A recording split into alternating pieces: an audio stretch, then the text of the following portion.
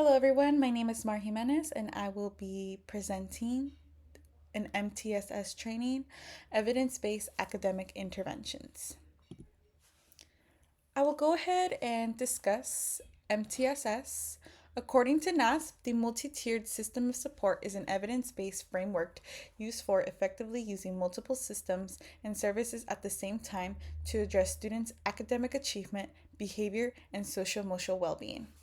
If you go ahead and take a look on our right side, I have provided a picture of a pyramid, and this pyramid divides into three tiers. So this is what MTSS entails.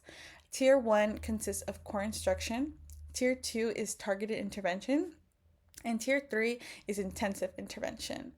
I will go ahead and discuss what each tier entails. So, Tier 1 is also known as universal support.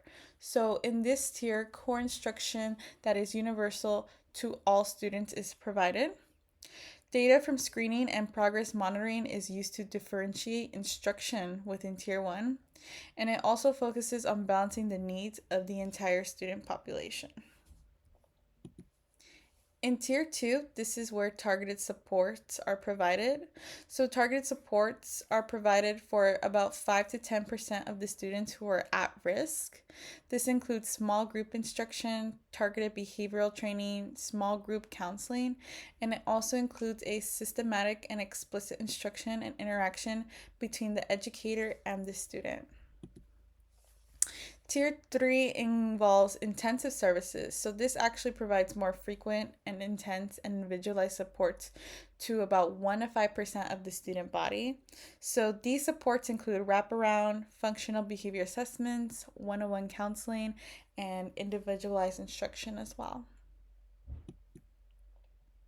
So, what are evidence based interventions? So, evidence based interventions are practices or programs that have evidence to show that they are effective at producing results and improving outcomes when implemented.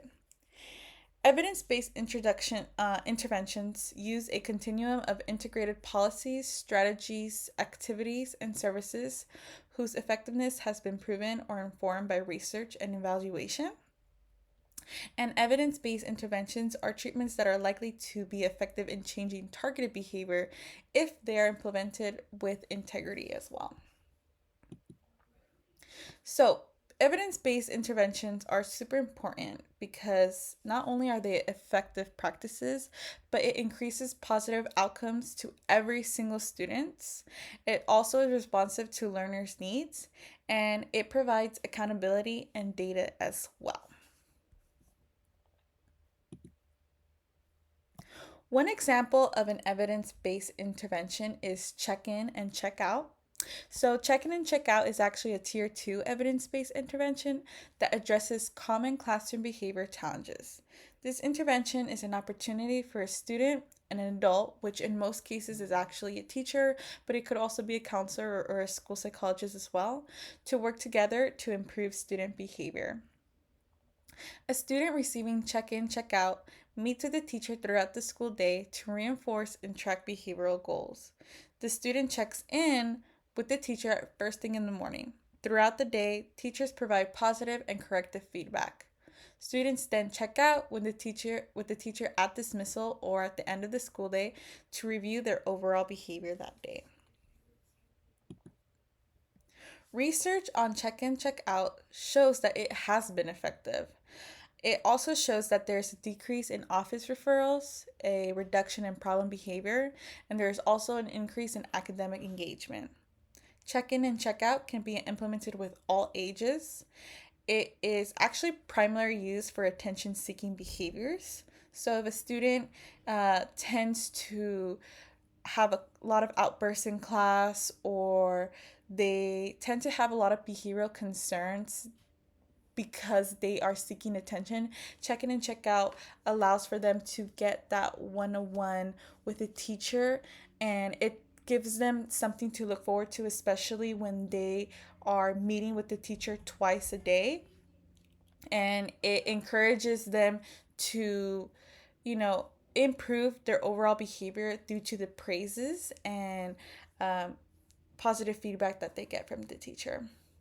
So, Check in, check out also works with general education and special education students as well. So, how do you implement check in and check out procedures?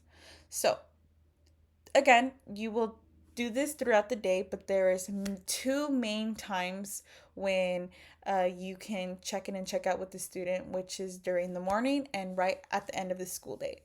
So, number one would be daily morning check in. Each morning, the student should check in with a designated staff member. In most cases, it's with the teacher. During the check in, um, teacher and student will review behavioral expectations, review daily behavior in chart or card. Teacher encourages the student to display behaviors that align with the expectations. They will also turn in the signed behavior card from the previous day, show they are prepared for the day, have appropriate materials, and homework completed, etc. Students receive attention from the teacher and use this time to build a relationship with the student as well. At the end of the school day, this is when teacher and student will go over the daily behavior chart or point card. So they can provide behavior chart during check-in. The expected behavior should be listed on the behavior chart. The student and teacher are able to monitor if the student is demonstrating the expected behaviors by looking at the behavior chart. It visually prompts the teacher to give the student feedback throughout the day. Student earns points on the chart or card by displaying the expected behavior, and it allows the student to access positive attention from the teacher throughout his or her day. So this is an example of what a chart may look like when a teacher is checking in and checking out with a student. So maybe this student has a little bit of difficulty following directions quickly, keeping their hands to themselves, and using nice words. So this would be the goals. It would be the problem behavior and what you would actually want to switch that behavior with, and that would actually be the goals.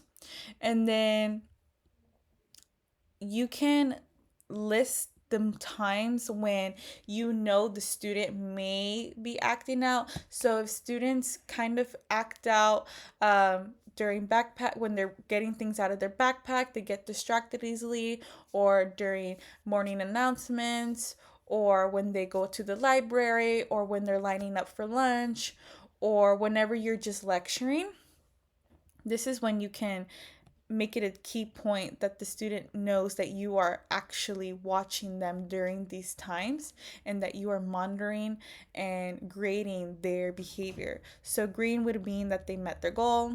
Yellow would mean, there was one or two little problems, and red would mean that the goal was not met. And obviously, the more green there is, the more praises they're receiving. Yellow, you can correct them and say, that's okay. We still have a couple hours left for the school day. You can try again later. And then red just means that they were just not following through. And, tomorrow is a new day and we can try again tomorrow. It's a great idea to have the parents sign the card so that parents are following through with the student. If goals are met, they can definitely motivate the student to get appraisals from parent as well. And if goals aren't met, then they can go ahead and decide how they can work and improve those goals as well. And here are my references. Thank you all for listening to this presentation, and I hope you all have a very good day.